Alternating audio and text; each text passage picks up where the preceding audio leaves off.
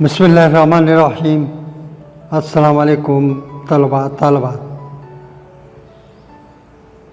میں حسن جعفر رضوی آپ کے اردو ٹیچر آپ سے مخاطب ہوں۔ کل ہم نے سبق پڑھا تھا، سر سید احمد خان کا لکھا ہوا سبق تھا امید کی خوشی، اس کی تشریحات ہو گئی، اور آج اسی سبق کی مشق کے حوالے سے کام کرنا ہے۔ آپ دیکھیے اسے غور سے، سنیں اور لکھیں اسے اور یاد کریں۔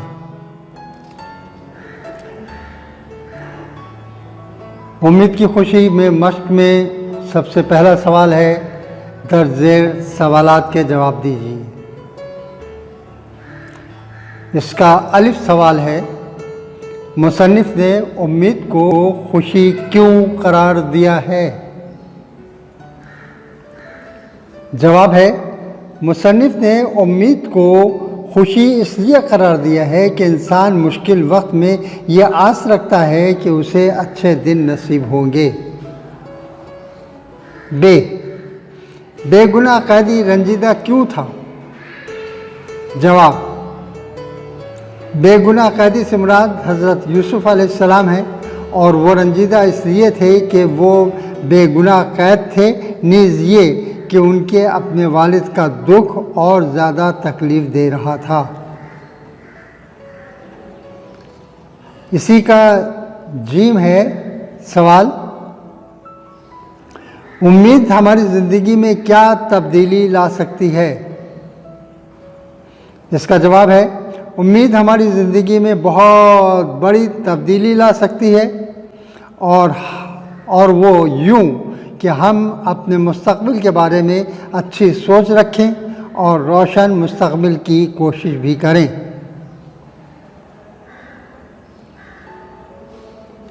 دال، اس کا حصہ سوال دال ہے، اور سوال یہ ہے کہ آپ کی کون سی امید آپ کے والدین کے لیے خوشی کا باعث ہے؟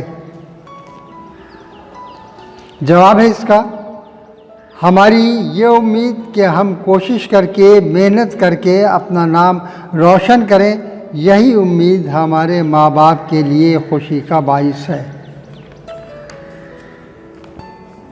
یہ پہلا سوال مکمل ہوا۔ اس کے بعد سوال نمبر 2 ہے۔ سوال نمبر 2 یہ ہے کہ درج ذیل الفاظ و تراکیب اپنے جملوں میں استعمال کیجیے۔ الفاظ و تراکیب بچوں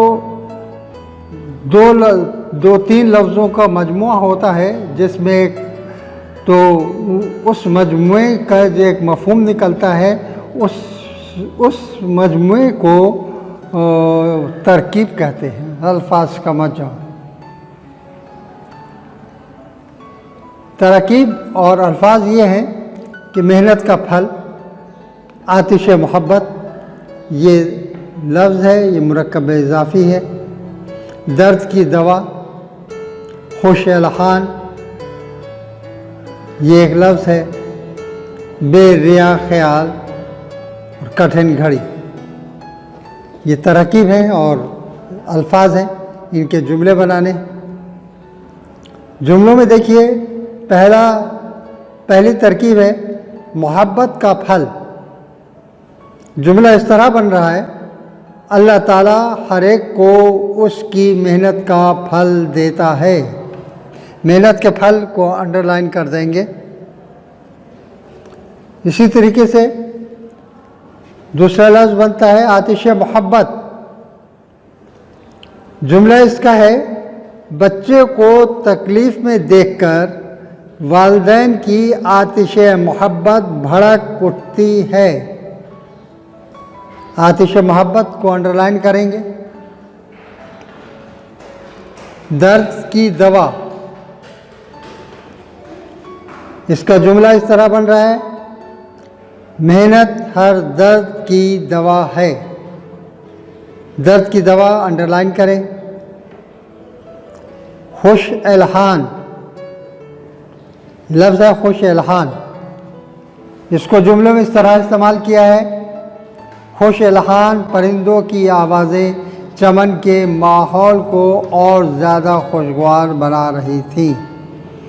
چمن کا ماحول، چمن میں پھول کھلے ہوئے ہوتے ہیں، سبزہ ہوتا ہے، فضا بڑی اچھی ہوتی ہے، خوشگوار ہوتی ہے، لیکن اس میں پھولوں کی مہک اور پھولوں کی خوبصورتی کے ساتھ ساتھ جب خوش آواز پرندے چہکتے ہیں تو اس کا ماحول اور زیادہ خوشگوار اور خوبصورت ہو جاتا ہے۔ اس کے بعد اگلا لفظ ہے بے ریا خیال، یعنی جس میں کوئی مکاری نہیں ہو، جس میں خود غرضی نہ ہو، صاف ستھرے ہوں، بے غرض ہوں، اس خیال کو بے ریا خیال کہتے ہیں۔ بچوں کے خیالات بے ریا ہوتے ہیں۔ خیالات بے ریا، یہ آپ انڈرلائن کر لیں۔ کٹھن گھڑی، ہمت و جوانمردی سے ہمیشہ کٹھن گھڑی کا مقابلہ کرنا چاہیے۔ کٹھن گھڑی کو انڈرلائن کر لیں۔ یہ ترکیب اور الفاظ کا استعمال جملے میں ہو گیا۔ اب اس کے بعد میں اگلا سوال آتا ہے، سوال نمبر 3 ہے، درج ذیل جملوں کی تشریح میں حوالے سیاق و سباق کیجیے۔ سیاق و سباق کے حوالے کا مطلب یہ ہے کہ کس سبق سے لیا گیا ہے اور کن ماحول میں یہ جملے ادا کیے گئے ہیں وہ بھی لکھنا ہوتا ہے، اسے سیاق و سباق کہتے ہیں۔ یہ سوال نمبر 3، درج ذیل جملوں کی تشریح میں حوالے سیاق و سباق کیجیے۔ الف جز ہے اس کا، دیکھ وہ بے گناہ قیدی اندھیرے کنویں میں 7 تہہ خانوں میں بند ہے، اس کا سورج کا سا چمکتا ہوا چہرہ زرد ہے، بے یار و مددگار، غیر قوم غیر مذہب کے لوگوں کے ہاتھوں میں قید ہے۔ یہ جملے ہیں۔ اب اس کا حوالہ یہ ہے، حوالہ تشریح طرف جملے سر سید احمد خان کے لکھے ہوئے مضمون امید کی خوشی سے لیے گئے ہیں۔ سیاق و سباق اس کا اس طرح بنتا ہے کہ ان جملوں میں حضرت یوسف علیہ السلام کے واقعے کی طرف اشارہ ہے۔ تشریح ان جملوں کی یہ ہے کہ حضرت یوسف علیہ السلام کو ان کے بھائیوں نے ان کو کنویں میں ڈالا، وہ مصر کے بازار میں فروخت ہو کر ایک غلام کی زندگی بسر کر رہے تھے۔ پھر زلیخا نے ان کو بے گناہ قید کیا اور اس طرح وہ غیر قوم کے ہاتھوں بے گناہ قید ہوئے۔ یہ تشریح ہو گئی اس کی۔ اس کا دوسرا جز ہے بے، پہلے جز کی تشریح ہو گئی، اب دوسرا جز ہے بے، وہ ذرا دیکھیے۔ دیکھ نادان بے بس بچہ گہوارے میں سوتا ہے، اس کی مصیبت زدہ ماں اپنے دھندے میں لگی ہوئی ہے اور اس گہوارے کی ڈوری بھی ہلاتی جاتی ہے، ہاتھ کام میں اور دل بچے میں ہے۔ حوالہ اس کا یہ ہے کہ تشریح طرف جملے سر سید احمد خان کے مضمون امید کی خوشی سے لیے گئے ہیں۔ سیاق و سباق، ماں اپنا کام بھی کر رہی ہے اور بچے کو لوری بھی دے رہی ہے۔ تشریح،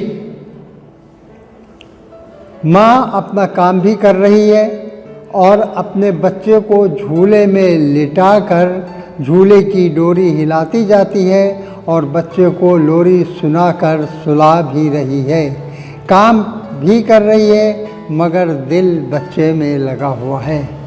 اس طرح یہ مشق کا کام مکمل ہو گیا۔ لیکن بچوں، ایک بات میں واضح کر دوں کہ جو الفاظ اور جملے بنائے گئے ہیں وہ ضروری نہیں کہ وہی الفاظ اور وہی جملے آپ لکھیں۔